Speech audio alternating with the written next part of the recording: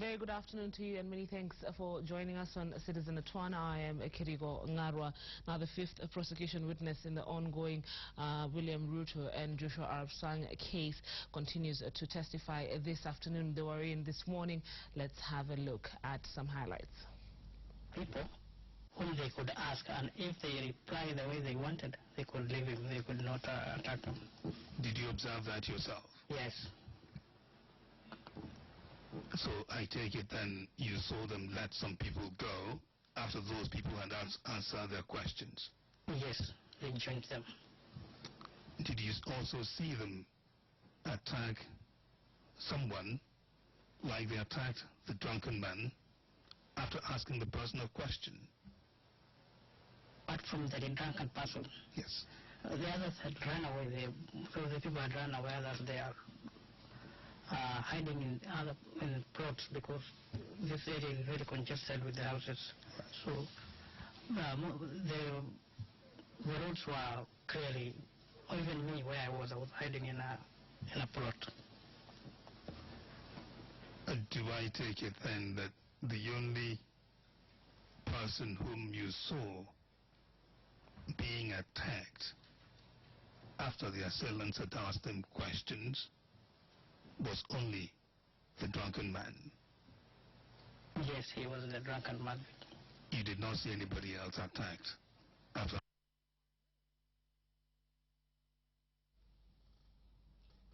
And still on matters ICC, the Kenyan government and the African Union have now formally written to the United Nations Security Council seeking the deferment of the trial against President Uhuru Kenyatta and his deputy William Ruto. The letter was submitted to the President of the UN Security Council, Oct2013, by Kenya's permanent representative to the United Nations, Ambassador Macharia Kamau. The letter is backed by similar correspondence from the African Union Commissioner Chairperson, Dr. Nkosazana Lamini Zuma.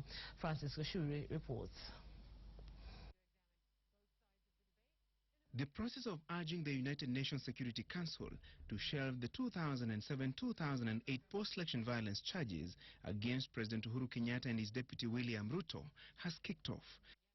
The Kenyan government, through its permanent representative in the United Nations, has written to the UN Security Council to defer the Kenyatta-Ruto trial, citing the country's security situation, the delicate process of healing and reconciliation, as well as the threat of terror attacks that the country faces, especially after the Westgate Mall terror attack a month ago that claimed 67 lives.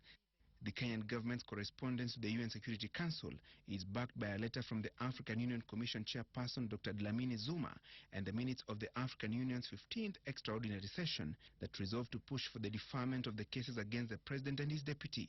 The Kenyan government's letter was submitted yesterday to the UN Security Council's President Oct2013 from Azerbaijan and distributed to the 15 UN Security Council members this morning.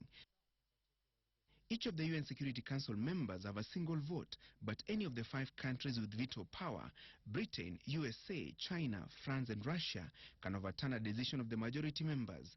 Africa has 3 members in the UN Security Council: Rwanda, Togo and Morocco.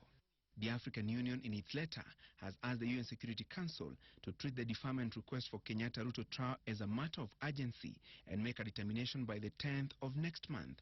President Kenyatta's trial is scheduled to kick off on the 12th of November, that is 2 days later. Alternatively, the African Union has urged the International Criminal Court, ICC, to consider postponing the trial of President Kenyatta and suspend the ongoing trial proceedings against Ruto until such a time that the UN Security Council considers the request for deferral. The UN Security Council is likely to convene next week to deliberate on Kenya's and, by extension, Africa's request for the deferment of the Kenyatta-Ruto cases. Francis Gashuri, Citizen at 1. 3 men have been charged before a Nairobi court with allegedly stealing over 100 million shillings from a mall in Nairobi's Donholm area. The court heard how on different dates between January 1st and October 3rd, 2012, Stanley Shege Mbuthia, Joseph Mbugwa Mwaura and John Kariuki Mwangi, while working as employees, allegedly stole 104 million shillings from Eastmart. The 3, who are currently out on a bond of 20 million shillings each, are expected to attend hearing for their case later on today. And the company nothing but the Kindly check it who is the deceased. Yes, sir.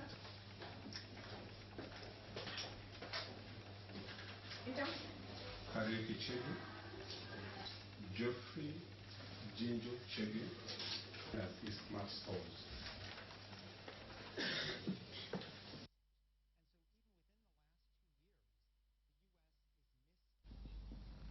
Now, Kenya continues to rank low in tackling cases of early child mortality. Latest report places Kenya at number 28 out of 75 countries that account for 98% of all maternal and child deaths globally. While child mortality rates have reduced by a third over the last decade, the government admits that it may not be able to meet the fourth UN Millennium Development Goal to reduce child mortality rates by 2/3 in 2015. A report released by Save the Children shows that children born into poorest of households in Kenya are 50% likely to die compared to those born into the wealthiest of homes. The report attributes this to difficulties in accessing medical care both for mother and child, where malnutrition remains one of the biggest obstacles to reducing child mortality in Kenya.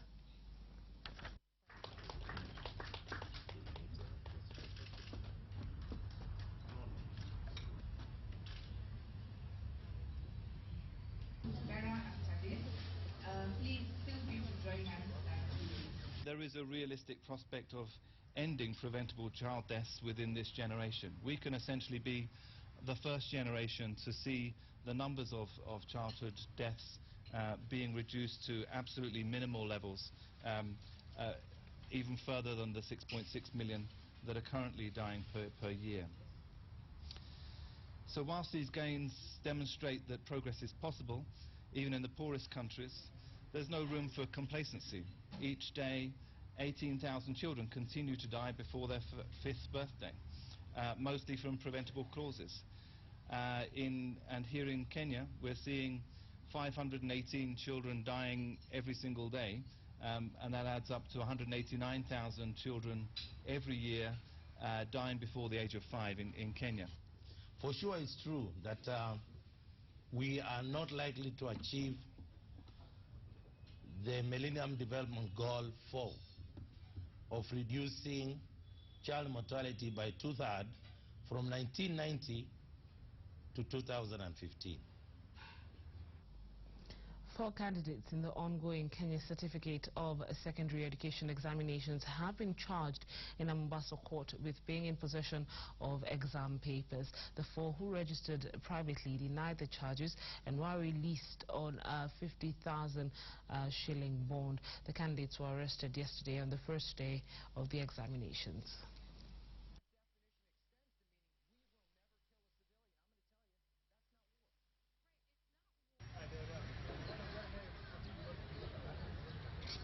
It is the ultimate litmus test to cap 4 years of secondary education, what would see 450,000 candidates across the country sit the Kiswahili paper on the second day of the national examinations Wednesday. As a measure to curb cheating, candidates are examined in the mornings only with a 30-minute break between papers. This is a departure from the 3-hour break that used to be taken before sitting afternoon papers. Tunajiombea kila la kheri na naombea wenzangu kila la kheri pia katika mtihani wafaulu hapa na maishani pia.